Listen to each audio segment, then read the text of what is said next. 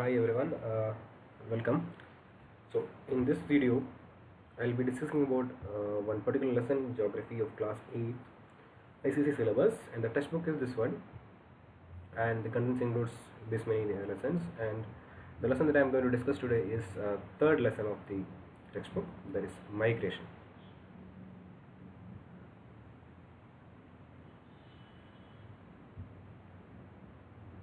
Okay, now let's go into the topic, migration. Most of you are familiar with migration, I'm pretty sure. Let's begin the lesson with a question: what is migration? Migration is the process by which people move from one place to another place. People usually move from one place to another place as an individual, sometimes as a family unit, or sometimes as a large group. This movement of people is called as migration. And when we get the definition, then there is a question: why do people move from one place to another place? There should be some reason, right? So there are so many reasons. Some of these reasons are pretty common, right? Let's see what are the reasons why which people move. People move from one place to another place for getting better living conditions. Sometimes people go for getting better career opportunities and lifestyles. Usually this happens from a lower developed area to a higher developed area, right? And there are times when people try to escape from a place because of some bad situations or maybe political instability existing in that one particular place. So there are various reasons, right? Most of the time people move because of some good reasons, to get better life, or to get better career opportunities or job opportunities. And at times people try to escape from a place, then that is also movement, and that can also be called as migration. So these are the few different types of reasons by which people migrate, right? So before we go into the details of migration, one thing we have to understand, that is migration is not a modern concept. It was there for a long period of time, right? From the time known about Homo erectus, people start moving out of their place. According to one theory, human originated in the African continent, and from some 1.8 million years ago, people started moving out of Africa, right? They slowly moved to the north of Africa, then they entered Eurasia and further eastwards, and finally they reached the third world, that is the Americas, right? So migration is not a modern concept. It was there for a long time, but in earlier times, or rather I would say in ancient times, migration was not an easy thing to do. It was very difficult because people does not have any idea about the place that they are going to see when they move ahead, right? There is absence of communication system. There is there is lack of availability of modern facilities. No transport route is there. Vehicles are not there. So migration was a very slow process. It has taken millions of years uh, for the people to reach from continent to continent, right? So migration is not a modern concept. It was there for a long time. And when it comes to the modern migration, migration is much easier than the ancient migration, right? We have all the advanced technologies, improved communication and availability of efficient transport facilities are there, and because of these kind of things, migration is very easy. At present, the development of communication is so high that the world has become a very small village. Everything is very close to each other because of the development of facilities, right? So because of this thing, migration is now easy, right? And it's very cheap also. Unlike the earlier time, it is cheap, easier, right? And people can easily migrate to and fro. They can go a place and they can come back. So it has become very easy nowadays, right? And migration can be of various types. So altogether, when we summarize this much, we can say that migration is simply the shift of base of a person or a group of people or a family or a community from one place and moving to some other place. Migration can be due to mainly can be due different types. One type of classification we can take it as, in case of country, it can be within a country, it can be between two countries, right? Internal migration, and can also the one can be called as external migration. Between two countries are external, within a country is internal migration. Then sometimes migration is permanent. People move from one place to another place and settle down in the new place permanently. Sometimes migration is temporary. People move maybe due to some reasons like getting a job, or some for getting higher education, right? So sometimes it can be permanent and sometimes it can be temporary. Then the factors, if you take the factors for migration, some of these factors are called as push factors, or the factors that forces people to move out of a place. And most of the time factors are pull factors, factors that attract people from one place to another place, right? So we can have migration in different types. Migration can be within a country, between country. It can be permanent, it can be temporary, it can be due to push factors, that means the factors that forces people to move out, and it can be due to pull factor migration. So pull factors, so we can classify the migration into a number of types. Let's begin with the reasons for migration. Based on the reasons or the causes, we can have two types of migration: the pull factor migration and the push factor migration. Pull, what is the meaning of the term pull? Pulling, right? So pull means something that attracts. So factors that attract people, right? Factors that attract people to move to a new place are called as pull factor migration. Example, these are all positive factors: better job opportunities, better living conditions. So these are all pull factors, right? So pull, due to pull factors, a large number of migrating, or the majority of the people are migrating due to pull factors. The second factor is the push factor migration. Opposite to pull factor, these are the factors that pushes people, or the factors that force people to move out of a place, right? So we can, if we want, we can take it as some negative factors, right? Examples: the war, or the natural calamity, or the political instability which is there in one particular place.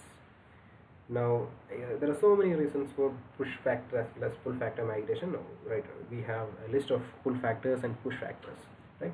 Pull factors: attractive, better healthcare, education, jobs, whereas push factors means climatic disasters, war, poverty, and these kind of things.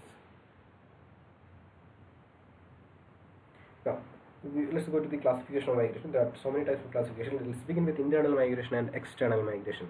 Now from here, the next few classification of migration is very easy to understand. Only thing, you need to understand the meaning of the particular term: internal migration and external migration.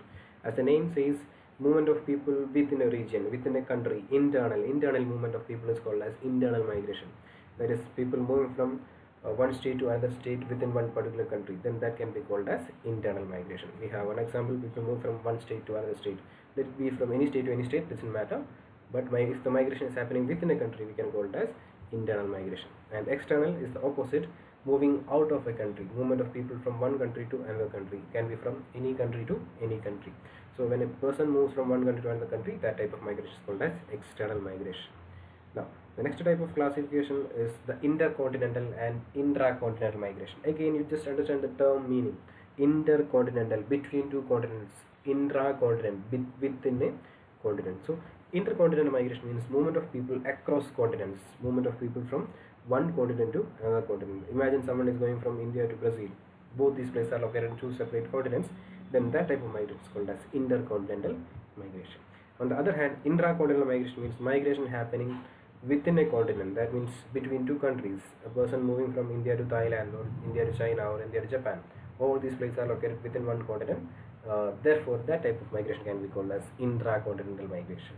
Now here, one type of migration, or one migration can be of different type of migration. Let's take the example of the second one, that is the India to Thailand. It is intracontinental migration, and at the same time we can call it as external migration, because a person is moving from his country to another country, right? So this is the another important feature. A migration can be any type. Sometimes the same migration can be temporary, or it can be permanent also, right? And it can be due to pull factor, it can be due to push factor, right? So keep all these things in mind. When you give examples for each and every type of migration, you have to give example specifically to each of these. Okay, moving on. The next type of classification is immigration and emigration. Again, I am sure you must have heard about these two terms, immigration and emigration. Right? So immigration is the process of entering in a new country and settling down there permanently, right? It's a process by which a person enters a new country and settles down there permanently. So this process is a permanent type of migration, right? And the person who enters a new country, or a person who immigrates, is called as an immigrant. And emigration is the process by which a person leaves his or her country, right? Leaving one's own country to settle in another country is called as emigration, right? And people who emigrate are called as immigrants. And if you look into this one particular type of migration from two different angles, you can understand both are same, but it is based on the angle from which you are looking, right? Take the example which is given here.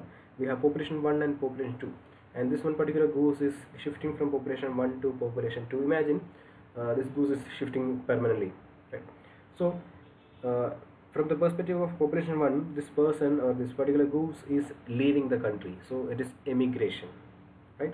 So this person is leaving the country, leaving own country to settle in some other country. That means that process is emigration.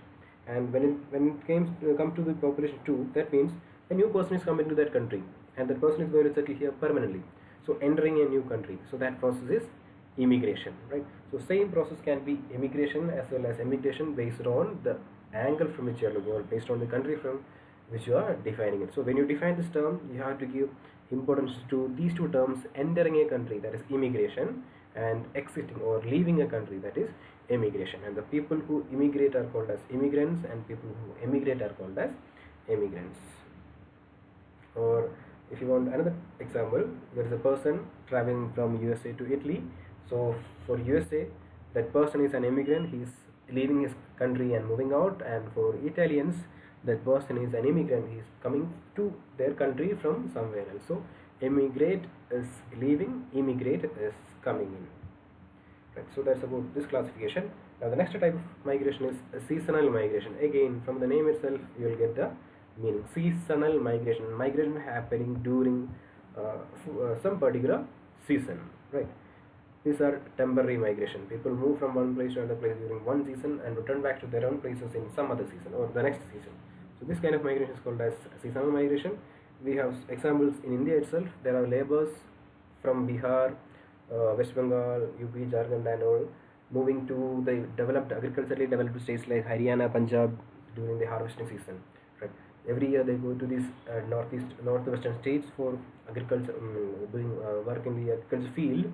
And once the harvesting is done, they will be returning back to their place. Again, the next year during the same season, they will go there for the harvesting activities. So this is seasonal migration, to and fro movement, going from one place to another place during one particular season and returning back to the same place in the next season. And another example, we can take the examples of nomads. Nomads living in the states of Himachal Pradesh and other Himalayan states like Gujars and Bakarwals. What they do is, along with their cattle or their animals, they move from lower valley, low-lying areas to the upper areas of the Himalayas during summer season. The reason is, during summer season, the top of the Himalayas, top in the sense not the extreme top, right? The slopy areas of the Himalayas where grasslands are usually seen will have sufficient amount of grasses for their animals.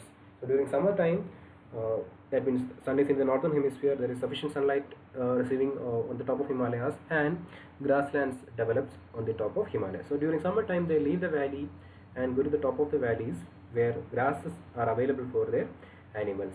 And when they leave the lower valley, valley at this time, there is sufficient time for the valley to grow grasses. So in the next season, when there is winter, there will be snow cover on the top, and they will migrate back to the valley, and by the time there would have been sufficient amount of grasses for the animals in the valley region. Again in the next season, they will migrate to the top during summer, and in winter they will come back, right? So nomads, I think you know that these are the people who move from place to place in search of food for their animals, right? So we can take the examples of Gujars and Bakarwals. So what they do is, during summer time, they move to the top of the Himalayas where grasses are available, and in winter, when there is snow cover on the top of Himalayas, they will return back to the valleys. That's a seasonal migration. The next type of migration is imposed migration. As I told you, again look at the term imposed, imposing something or forcing. So the migration that forces people to move out of a place. Some circumstances usually forces people to move out of a place. Those type of migration is called as imposed migration. Factors that compel people to move out. Example, war, natural calamities, government policies, etc. If there is a war happening, civil war, like as it is happening in the West Asia countries like Syria and all, so always there is some instability happening in their country, not only in case of political but also in case of economics. So what happens is, living in those areas are not safe, so people usually try to move out of that place. Not only happening in western part of Asia, it is happening in almost all over the world. People are migrating from Mexico to USA in America. People are migrating from Myanmar to India and Asia, right? It happens everywhere. From Africa, people are trying to escape to various parts of the world because of political instability in many of the countries in Africa. Then natural calamities, floods, sometimes earthquake or any other type of calamities, usually forces people to move out of that place. Then sometimes government policies. Take the case of one small example. Imagine government want to construct a new dam in some place, right? And the people living behind that the area where the dam is going to construct have no other option, because that area will go underwater once dam is constructed. Then they will have to move out of that place. Sometimes government provides shelter for them, and in case of India, in many times government failed in this while for relocating the people. Whatever it is, due to certain government policies, sometimes people have to move out of a place. So these are the factors that forces people to move out of a place, and this type of migration is called as imposed migration. And at present we have one good example in front of us. Due to the COVID or the coronavirus, people are forcefully shifted from their working place to their native place. So this can also be called as imposed migration. Then the next type of migration is called as return migration. Again, the name says return, right? Returning back. So this is the migration in which people, after settling in a place for a long time, moving back to their own place, right? Returning back to their own place after a long time. Government officials usually do return migrations, right? Take the case of a government officer who is actually a native of one state, and he got appointed in some other state, right? And once he's retired from the job, he will be returning back to his or her place. So this type of migration can be called as return migration. So these are the different types of migration. Now next we have migration happening between the rural area and the urban area. Before going to the migration, you should know what is rural area and urban area. Rural area is nothing but the village, and urban area is the city. So there are two places, rural area and urban area. How many types of migration is possible between rural and urban area? Right. First one, rural to urban migration, movement from village to cities. Second, urban area to village, people moving from urban area to rural area. Then another example, another possible migration is from one rural area to another area, from one village to another village. Then one city to another city, one urban area to another urban area. So between migration, rural and urban cities, urban areas, we can have four types of migration: rural to urban, urban to rural, rural to rural, and urban to urban. Now, examples: rural to urban, one of the most common type of migration. People move from rural area to urban area for better jobs, education, lifestyle, right? All these are examples for rural to urban migration. Then urban to rural, usually a less number of migration happens in this way, right? Many people who go to urban areas in search of very good jobs sometimes may not be able to get job as well as shelter because of the living conditions in urban area. They may return back to their rural areas. Then there is urban rural migration. Or sometimes people who, or the government officials, those who belongs to cities, if they get a posting in rural area, they'll go back to rural areas. And there are people who like to enjoy the beauty of village. The people who like to live in the labs of nature, we can say, if you want. So these kind of people also move back, move from urban area to rural area and settle down there. Then rural to rural, migration from one village to another village. And in India's case, we have this one culture where after the marriage, the female or the bride moves to the house of groom. So if you take, I'm sure most of you, most of your family will have at least one migrant. The mother, she must be from another place, right? If it is from two different places, then the rural to rural migration is taking place. People are moving from one rural area to another rural area. And the last one is urban to urban, right? This happens usually within professionals who are always looking for better jobs. Somebody who is working in Bangalore represent, if you want to get a better job, he has to go to a better city. So he may move to some other city, like maybe any European city, Amsterdam or USA, like any cities in USA or whatever it is. So when people move from one city to another city, that is called as urban to urban migration. And people also move for better education opportunities also. So these are the examples of migration happening between urban area and rural areas. Next, the impacts of migration. Impacts of migration can be mainly of two types. Right, before that we have to understand two terms. There are two countries involved in a migration, or two places involved in a migration. One is called as a home country, other one is called as a destination country. The country from which people move out is called as home country, and the place where people reach is called as the destination country. Let's take an example. A person is moving from India to USA. In this case, India is the home country, and USA is the destination country. And migration can have impacts on both the countries, and it can have both advantages as well as disadvantages. Right? Now let's see the impacts of migration. Now, First, let's look at the destination country and the positive impacts or the advantages. There are so many advantages for the destination country due to migration, but we'll be looking into only these broad three types of broad three impacts. First one is availability of cheap labor, second availability of skilled labor, and third one is diversity. Due to migration, huge number of people are reaching a country, right? At times, many of the people reaching there are the people who are looking for a job, and a large number of people going in search of job. Usually this happens between a developing country to a developed country, right? So the people migrating are most of the time are not skilled. They may not have any education, technical skill in one particular job, so they are ready to do any kind of work, right? That means the destination country is receiving huge number of cheap laborers, right? These laborers are ready to work at a lower wages. So these are the this is one of the main advantage for the destination country. The destination country will get large number of cheap laborers who are ready to work at a lower wage, because whatever the wage this destination country provide them, for them it is sufficient, because in their home country they might be getting a lower income, right? Now that is one of the main advantages. Second advantage, not only cheap laborers, the destination country will also receive skilled laborers who have some technical skill, somebody who can handle technology, those who have education, right? Number of people go for better jobs to developed countries. So the countries destination country will receive along with cheap laborers, they will receive skilled laborers as well. And the last term is one of the most important thing. The destination country will have a lot of diversity. Take the case of again USA. People are migrating to USA. People are going to that one particular place from various parts of the world, right? So people with different language, different ideas, different dressing style, different culture, right? So a huge varieties of things are coming to one country, and that will add up into the diversity. And all the positive things that destination country getting from the diversity can be used for the development of that country. New ideas will be there, new languages will be there, new technologies will be there. So these are all the positive impacts that a country gets, or the destination country gets, due to the diversity. Right. Now, at the same time, there are some disadvantages also. Not only some, many disadvantages are there. Some of the main disadvantages include the loss of employment, discrimination, and economic pressure. Loss of employment, as I told you, we have discussed the first advantage, that the presence of or the availability of cheap laborers. When there are large number of cheap laborers coming to a new country, and if they are ready to work at a low wage, the native people or the workers in the country loses their employment, because people coming from outside are now ready to work at low wage. So those people who belongs to this one particular country loses employment. This happens many times. We don't need the example of USA and all. You take the case of South Indian states like Kerala or these Karnataka, Tamil Nadu. Here, what is happening nowadays? There is a trend in the last 5 to 10 years. A large number of people are coming to southern India from the northern India, and most of them are coming from states like Jharkhand, Bihar, UP, West Bengal, Assam, and so on.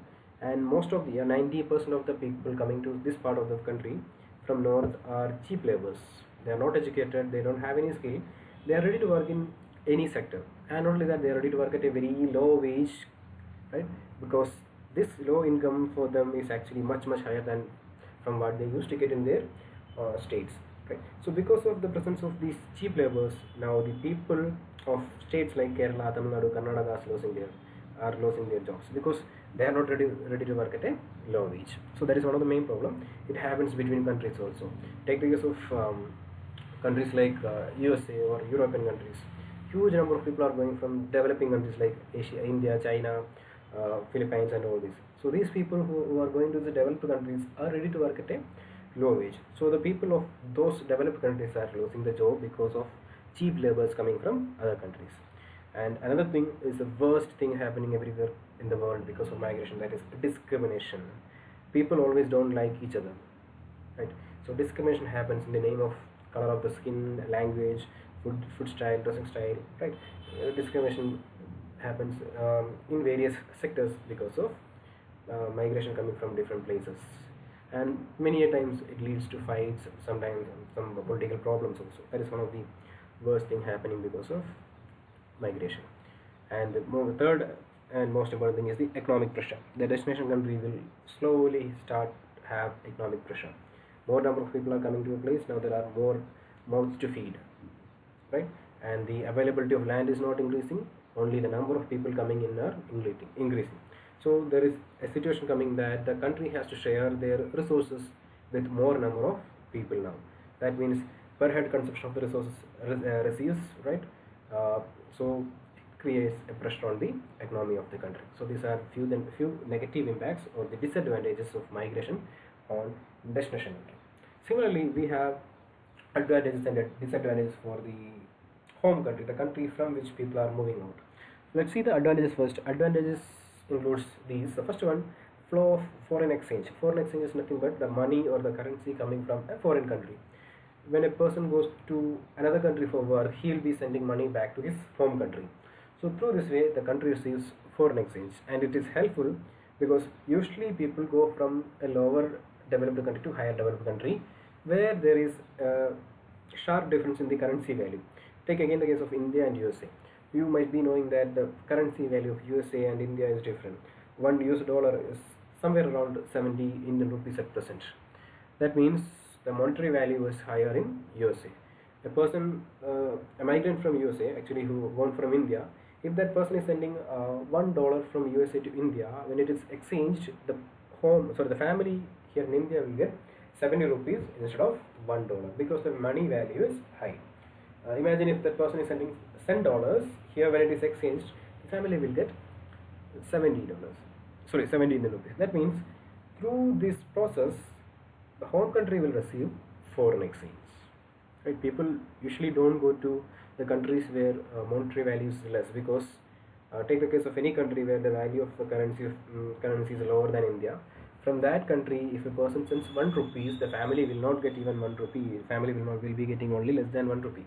So because of this one thing, usually people go to areas from where they can earn more income. So because of this process, the home country receives foreign exchange.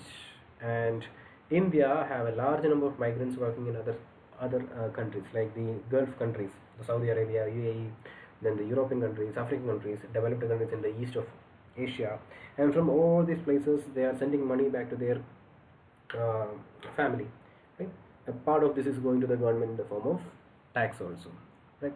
So through this process, the home country is receiving foreign exchange or foreign money. Along with the money, people migrating are getting exposed to new knowledge and skill. Right? New ideas, new skills, new way of living things. New way of living, new technologies. So when they return back, they come with the same knowledge and skill, and they will use it in the home country. And the third one thing, cultural diversity. People migrating to different places, and they are coming from different places back to the country. And when they come back, they will come with different ideas, cultures. Right? We have a lot of examples people are going to other countries, they are learning things from that countries and coming back to India, then they are trying to apply that. Right? So this mixing up happens, and this is also one of the main advantages of migration on home country.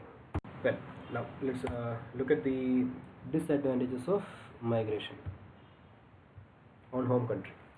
There are a lot of disadvantages, but this is only two. One is the loss of skilled laborers.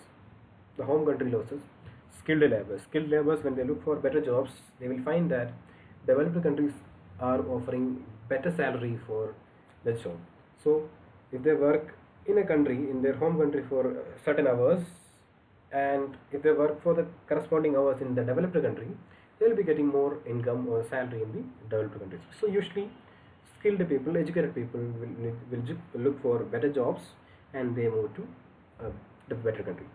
So because of this thing, the home country loses skilled laborers, educated persons, educated people. We have a lot of examples. You take any top companies in European countries or USA, or even in the East Asia, Singapore and all, right? A good share of the workers, a good share of skilled laborers in those sectors are all Indians, right? So this happens because those countries are developed and they are able to provide better salary and other features.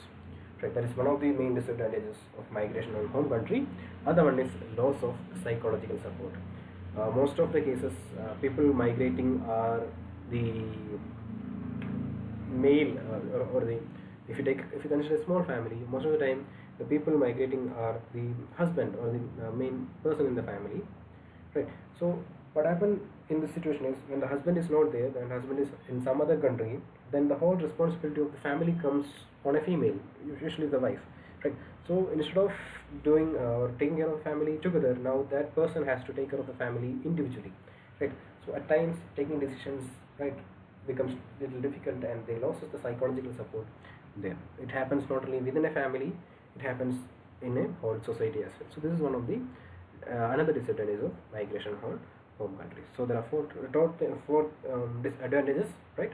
I mean, four things in total: advantages and disadvantages on both home country as well as destination country. Now, let's go to the next topic. There's a term which is related to migration. It is called as brain drain. Right? It's not a disease or something. Right? It's a process linked to migration, and it's a process by which intellectual people, highly educated people of a country, moving out of their native country. Right? So the brain drain is a process by which intellectual power of native country moves to another country, or educated people from one country move to another people, right? So one country loses its educated, talented, skilled as well as outstanding students to other countries through migration, and this process is called as brain drain. And it happens because of various reasons. Usually people look for better education as well as living styles, so they move from their country to a better country. Right. So brain drain happens in almost all the developing countries, right? So this process is very simple. One more time, you look at the definition. The process by which a country loses its talented, educated, skilled people through migration is called as brain drain. Right? Brain drain is not seen as a good idea for the home country. For the home country, brain drain happens only for home country. There is nothing like brain drain in destination country, right? Corrected. So brain drain is not seen as a good proposition for the home country because that country is losing its talented people, right? So brain drain happens because of the migration of highly educated people. Now, what are the reasons for brain drain? So by the time you could have easily guessed the reasons. Yes, that is the reason. Same thing. So reasons are looking for better employment opportunities. Educated people usually look for better employment opportunities, and they will move from their country to a better country where they will get better education or better employment. Then developed countries can offer better facilities, right? Again, you take any developed country, they can provide scholarships for higher education. They are ready to provide high paying jobs, right? Because of these various reasons, people are migrating from developing or underdeveloping country to developed countries. You take a simple example. You take the case of a doctor who is working in India for 8 hours a day, and imagine he is getting some $50 a day, like just a wild guess, right? For the same job, if he is doing it in a developed country like Singapore or any Germany or any European country or any developed country, for the same job and for the same duration of work, he will get maybe 2 times or 3 times the salary that he is getting in India, right? So because of these kind of attractive factors, people move from one country to another country, or educated people move from a developing country to a developed country. And another one thing is political instability in home country. Due to some political issues, sometimes not only political issues later lead to economic instability, and home country may not be able to provide a good salary or a better living style. So educated people, they have the skill, right? They have demand in other countries, so usually they will look for the better opportunities, and this also causes shift of people from developing country to developed country. So because of all these reasons, brain drain takes place, right? Now, what are the impacts of brain drain? Brain drain have impact only on home country, right? As I told you earlier. So let's see the impact of brain drain on home country. There are two impacts. Some set of impacts are negative impacts, and others are positive impacts. Now, negative impacts are comparatively more. That is why I told you in the earlier slide that brain drain is not a good proposition for the home country, right? Now let's see the negative impacts. There are many. First one is loss of tax revenue, right? A number of people are moving from their country to another country, right? So the government losses, the home country losses tax which they were supposed to get from the people who migrated out. Tax, I think you must be knowing, tax is a small part of money that the government collects for all the goods and services that you get. You must have heard about GST, goods and service tax. Imagine you are buying a pen for 10 rupees and you are giving 10 rupees to the shopkeeper. Shopkeeper is not taking the whole 10 rupees, a small part of that, whatever be the tax, that much percent of the money, imagine it to be 1 rupees. So that much percent of the money, if that 1 rupee will go for the government. Or you are taking tolls in certain roads, right? Or when you cross certain newly built bridges and all, you will have to pay a toll, right? All this, that is called itself as toll tax. So what is happening is, though the money which government has spent on giving that service to you or that good to you is collected from you people. That you means public, including me, right? So this is what is called as tax revenue. So when a number of people are moving out of the country, government has corresponding laws in the tax revenue which government was supposed to collect, right? You have to keep one thing in mind. These people are moving out of the country, but before they go, they lived in this country, they use the resources, they use the money, they use the education system, but once they become highly talented educated, they are leaving this country. That means the home country is not getting any benefit. They are actually losing the money invested on those people. The time, money, resources, everything invested on that people is losing through this process, right? Then loss of promising candidates. Highly talented people are moving out. That means these kind of candidates are lost to some other country. Then there's a shortage of skilled labor and innovative minds. Same thing like the previous one. And the last point, as I told you, the education system of a country is spending huge amount of money as well as other things in developing or in molding a person into a highly talented person. But after this, once the person moves out, the whole money spent on, or the time spent on, or the resources spent on that person is fully gone, because now that person is working in some other country for uh, some other country's development, right? So this is also a negative impact of brain drain. Now at the same time, we have some positive impacts too, right? These are the main positive impacts. Acquisition of new skills and expertise, right? People sometimes return back, or sometimes they will send their ideas back to the home country, right? So the home country will get new ideas and expertise which is acquired from developing countries. Then application of innovative ideas acquired from advanced countries, same as the first point. Advanced country have advanced technology, and when people return back, sometimes if they return back, or sometimes through those migrants, these ideas reaches the home country, and that is beneficial for the home country.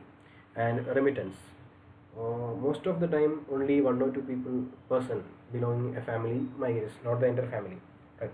So the family is here back in the home country, and the person usually sends money back to the family. So this money that is sending back to the home country is called as remittance. And through remittance, as we seen in the advantages of migration in home country, foreign exchange happens, or the home country receives money from uh, migrants, and that is another one advantage. All right. So as I said earlier, brain drain is not a good proposition for the home country, because there are more negative impacts due to brain drain than positive impacts, right? So to reduce the brain drain, especially it happens in developing countries and underdeveloping countries, the home country should provide better education opportunities, better job opportunities, as well as better living conditions, right? If the home country can provide these facilities, then people will not go outside for looking better jobs and better living conditions, right? But it is not that easy, right? It's not that easy to implement all these kind of things within a day or two in home countries, right? But if the home country want to bring back their professionals and talented migrants back to the home country, they should create a better political stability, right? There should be implementation of skill-based education and security, as well as there should be progressive professional environment in the home country, right? Simply, as in a nutshell, if I can say, if home country can provide better opportunities, or at least opportunities equal to the developed countries, then only brain drain can be reduced, right? But another one thing, though these are all part of syllabus and we have studied this as it is, one thing you can keep in mind is brain drain is not a big issue for countries like India or China, where the population is around 1.3 billion, right? Imagine there are 130 crores of people, and from which how many people are migrating? A very small number of people, right? So in reality, brain drain is not a big issue for countries like India and China, but in case of small countries where the population is very less, like African countries, there are few African countries where population is very less, and from there almost all the highly educated people are moving or escaping to some other country. So for those kind of countries, brain drain is really a problem, right? So no need to mention this anywhere in your syllabus, because that's not part of your syllabus. You just need to study brain drain and their causes and positive and negative impacts, but keep this reality in mind, right? For countries like India or China, where the population is very huge, brain drain is not making much impact, right? So let's summarize the lesson, right? This much is then the syllabus. So first is the definition of the migration. Migration is the process by which people move from one place to another place due to reasons like looking for better job opportunities or education opportunities or any other reasons, or sometimes it can be due to some negative reasons, whatever it is. This process is called as migration. And the reasons of migration can be divided into number of types, right? Then there are types of migration. We have so many types of migration. Then there is migration happening between urban area and rural areas. Within these we have different types. Then impacts of migration. Migration have impact on both home country as well as destination country, and in both cases there are advantages as well as disadvantages. Then the last topic is brain drain. Define the term brain drain. It is a process by which a country loses its talented, educated, skilled people through migration. And the causes of brain drain, right? And the last one, impact of brain drain.